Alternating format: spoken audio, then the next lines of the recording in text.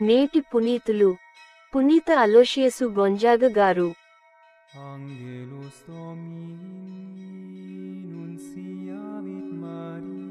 యోవాషును అభిషేకించి రాజుగా ప్రకటించెను. ప్రజలందరూ చప్పట్లు కొట్టి రాజునకు దీర్ఘాయువని అరచిరి. శుక్రవారం, జూన్ 21, 2024. మొదటి పఠనం రాజుల రెండవ గ్రంథము 11వ అధ్యాయం 1-4, 9-18 మరియు 20 వచనాలు. అహస్యా తల్లియగు అతల్యా తన కుమారుని హత్య చేసిరని విని రాజు వంశస్థులనందరిని చంపించెను. అహస్యా కుమారుడగు యోవాషు మాత్రము తప్పించుకొనెను. అతనిని గూడ మిగిలిన రాజకుమారులందరితో పాటు చంపియుండెడివారే గాని యెహోరాము కూతురు అహస్యా చెల్లెలునగు యెహోషబ బాలుని అతని దాదిని కొనిపోయి దేవాలయము నందలి పడుకగదిలో దాచియుంచెను. అతల్యా కంటబడలేదు గనుక ఆ బాలుడు చావు తప్పించుకొనెను.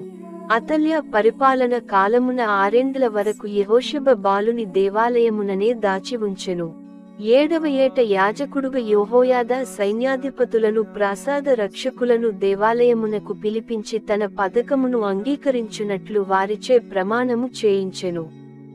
అటు పిమ్మట అహస్యా కుమారుడగు యోవాషును వారికి చూపించెను.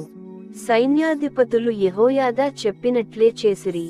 వారు విశ్రాంతి దినమున కావలి ముగించుకుని సైనికులను, కావలి ప్రారంభించు సైనికులను యెహోయాదా వద్దకు కొనివచ్చిరి. అతడు దేవాలయమున ఉంచిన దావీదు బల్లెములను, కవచములను వారికి అప్పగించెను. వారు సాయుధులై రాజును రక్షించుటకు దేవాలయము ఉత్తర దక్షిణములందు కాపుండిరి. అంతట యెహోయాదా రాజకుమారుని కొలువుకాండ్ర ఎదుటికి కొనివచ్చెను. అతని తలమీద కిరీటము పెట్టి ధర్మశాస్త్రమును చేతికిచ్చెను.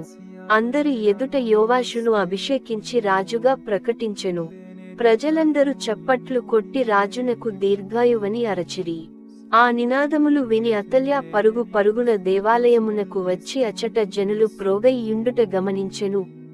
ఆమె పైకి చూడగా ఆనాటి ఆచారము చొప్పున క్రొత్త రాజు దేవాలయ ప్రాంగణము నొద్ద స్తంభము ప్రక్కన నిలుచుండి ఉండెను. రాజోద్యోగులు, బాకాలనూదువారు అతని చుట్టూ గుమిగూడి ఉండిరి. సామాన్య జనులందరూ బాకాలనూది నినాదములు చేయుచుండిరి. అతల్యా దుఃఖముతో బట్టలు చించుకొని రాజద్రోహము, రాజద్రోహము అని అరచెను. యెహోయాదా ఆమెను దేవాలయ ఆవరణమున చంపదలచుకోలేదు. కనుక అతడు ఈమెను కావలి బంటుల నడుమ నుండి వెలుపలికి కొనిపొండు. ఈమెను రక్షించుటకు వచ్చిన వారిని పట్టి చంపుడు అని సైన్యాధిపతులను ఆజ్ఞాపించెను. వారామెను పట్టుకొని గుర్రములు ప్రవేశించు మార్గమున ప్రాసాదమునకు కొనిపోయి అచట వధించిరి. యెహోయాదా ప్రోదల్భము వలన రాజు ప్రజలు ప్రభువుతో నిబంధనము చేసుకొనిరి. వారు ప్రభువు ప్రజలుగా మనుదురని దాని భావము. అతడు ప్రజలను గూడ రాజుతో నిబంధనము చేయించెను. తరువాత ప్రజలు బాలు దేవాలయమునకు వెళ్లి దానిని కూలద్రోసిరి. దానిలోని పీఠములను, విగ్రహములను పగులకొట్టిరి. ఆ దేవాలయపు పూజరియగు మత్తానును పీఠము ముందే వధించిరి. రాజు పట్టాభిషేకమును చూచి జనులందరూ హర్షించిరి. నగరమును నిమ్మలముగా నుండెను. అంతకు ముందే అతల్యాను ప్రాసాదమున వధించిరి గదా. ఇది ప్రభువు వాక్కు.